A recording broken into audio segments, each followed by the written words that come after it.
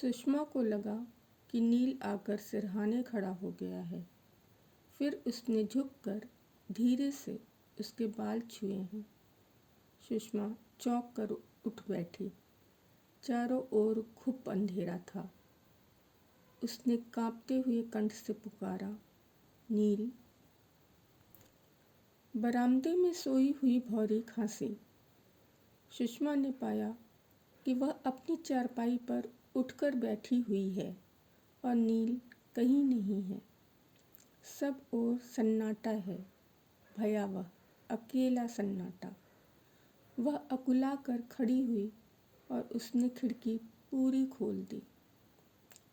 बाहर से प्रकाश की एक फाँक आकर उसके पैरों पर लौटने लगी और सुषमा छड़ों का ठंडा स्पर्श अनुभव करती हुई अनझिप आँखों से बाहर ताकने लगी।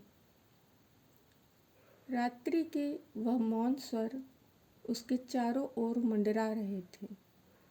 टहनियों और पत्तों का मंद स्वर में वार्तालाप, दूर बजते रात के घंटे, चौंक कर जागे किसी पक्षी का आर्त चीत्कार।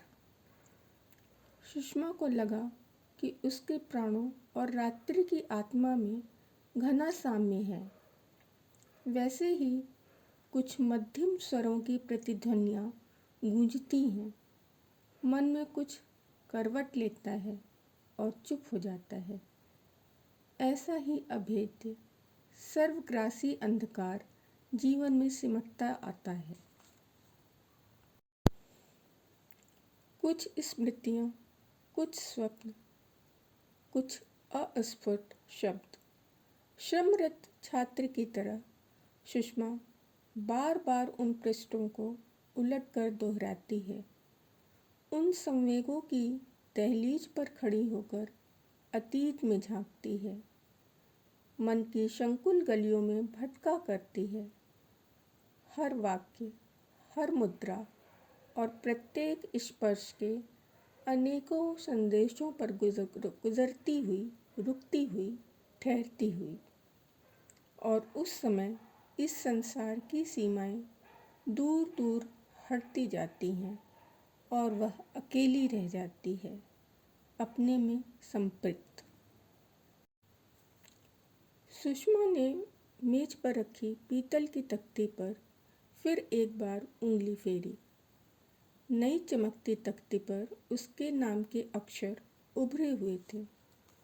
सुषमा को अपना नाम अनायास ही बहुत मीठा और संगीतमय लग आया। उसने नेम प्लेट एक ओर सरका दी और ट्रे में रखे पत्रों के ढेर को देखने लगी। वह अचानक ही अपने पद की गरिमा से अभिभूत हो चिक के बाहर देख उठी।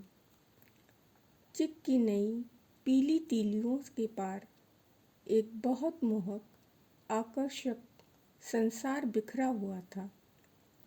रंगीन दुपट्टों की झलक, अचिंतित युवा स्वरों का हास्य और भोले स्वप्निल चेहरे।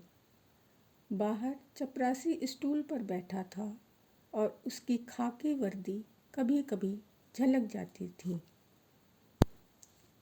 सुषमा उस संसार की हंसी खुशी में डूब गई।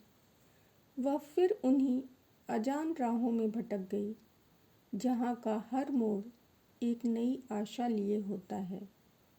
वह भूल गई कि वह कितने मोड़ पार कर चुकी है। अब वह उस स्थान पर आ पहुँची है जहाँ पीछे मुड़कर देखने से आशाएं बड़ी खोखली नजर आती हैं और यथार्थ की प्रखरता में कोमल स्वप्न कुम्हला जाते हैं। घंटा टन से बजा और उसकी अनुगूंज कॉलेज के गलियारों और कमरों में कांपने लगी। रंगीन ओढ़नियाँ सिमट आईं और उमड़ता हास्य क्लासरूम की गंभीरता में दब गया। सुषमा पत्र छांटने लगी। अभी उसे ठीक से याद न हुआ था कि कौन छात्रा किस ब्लॉक की थी। उसने पत्रों की 6 गड्डियाँ बनाईं और चपरासी को बुलाने के लिए घंटी दबा दी। छात्रावास का पुराना चपरासी हरि सिंह आकर चिट्ठियां ले गया। सुषमा ने क्लास में जाने को रजिस्टर उठाया और बाहर आई ही थी कि दो चपरासियों ने एक साथ उसे सलाम किया। पिछले साल तक ये दोनों काम के नाम से दूर भागते थे और सलाम करना तो दूर, सुषमा की टिप देने पर भी काम ठीक नहीं करते थे। सुषमा को लगा कि वह सचमुच अब कुछ हो गई है। उसका आदर और सम्मान बढ़ गया है। वह मुस्कुराई और क्लास में चली गई। घंटा समाप्त होने पर वह लौटी तो देखा कि इस बीच उसके कमरे के आगे नेम प्लेट जड़ दी गई थी, miss S Sharma, MA, warden girls hostel. अपने नाम के आगे इतनी बड़ी पूछ देख उसे बड़ा विचित्र सा लगा। उसने अंदर आकर पाया कि उसके ऑफिस में उसकी 2 सह अध्यापिकाएं बैठी हुई हैं।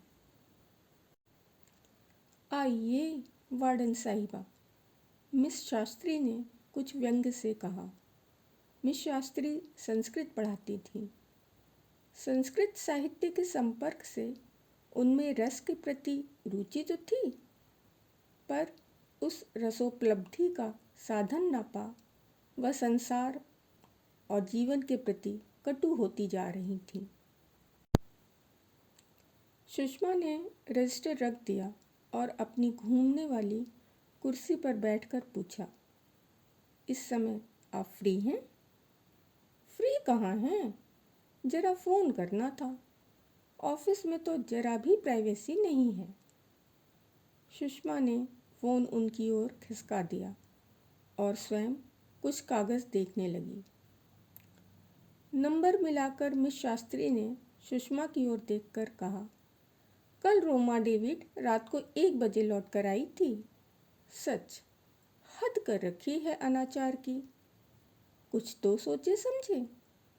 हेलो, मैं दुर्गा बोल रही हूँ, जरा जोशी जी को फ़ोन दे दे। टेलीफोन पर बात समाप्त कर मिस शास्त्री खड़ी हुई। सुषमा, तुम ज़रा हॉस्टल को टोन अप करो। नई हो इसलिए उत्साह अधिक है, वैसे क्या नहीं होता है यहाँ। उनकी बात काटकर सुषमा ने कहा, आपका तो क्लास था ना, लड़कियाँ बड़ा शोर मचा रही होंगी। तुमसे फिर विस्तार में बात करूँगी। मिस शास्त्री अनिच्छापूर्वक चली गईं।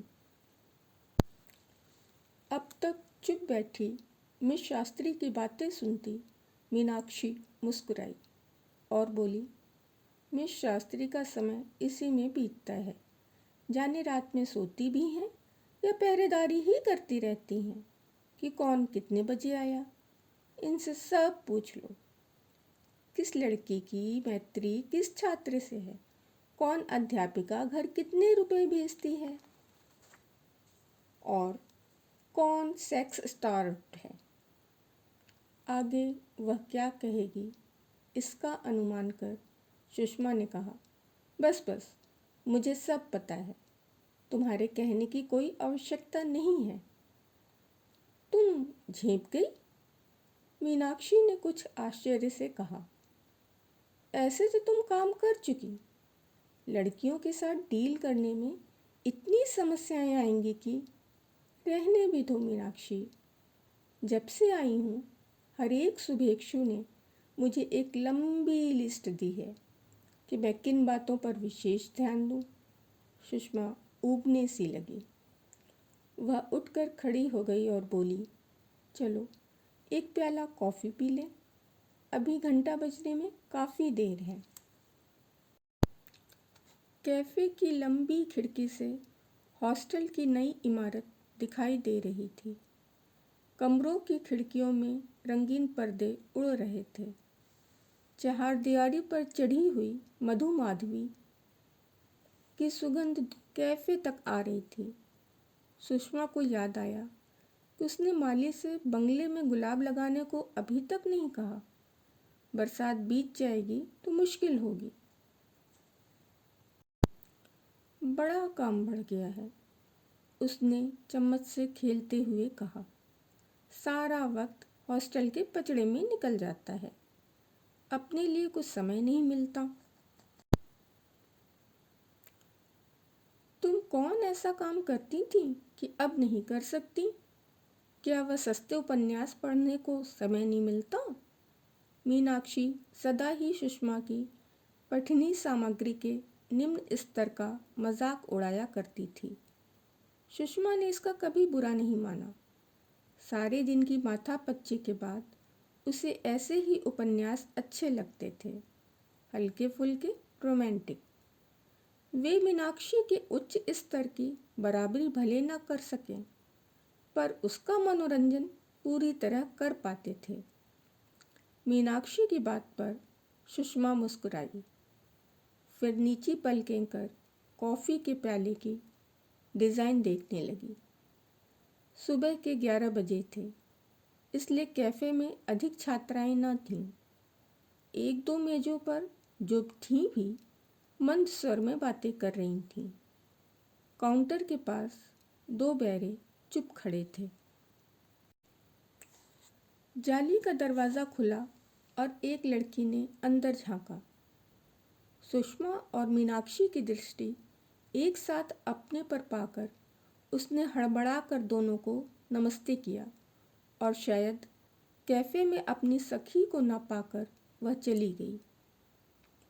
उसकी साड़ी को देख सुषमा को कृष्णा मौसी की याद आ गई और उसने मन में सोचा कि मौसी भी बस ऐसी ही हैं, सामने पड़ेंगी तो बड़ा दुलार बरसाएंगी।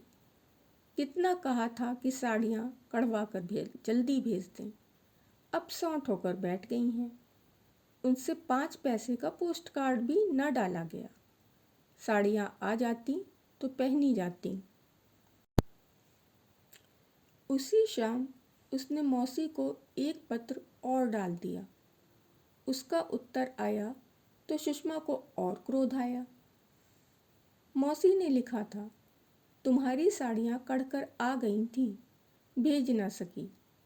मेरी सहेली कौशल्या जी का एक रिश्तेदार दिल्ली जा रहा था, उसी के हाथ भेज दी हैं कि तुम्हें आसानी से मिल जाएंगी।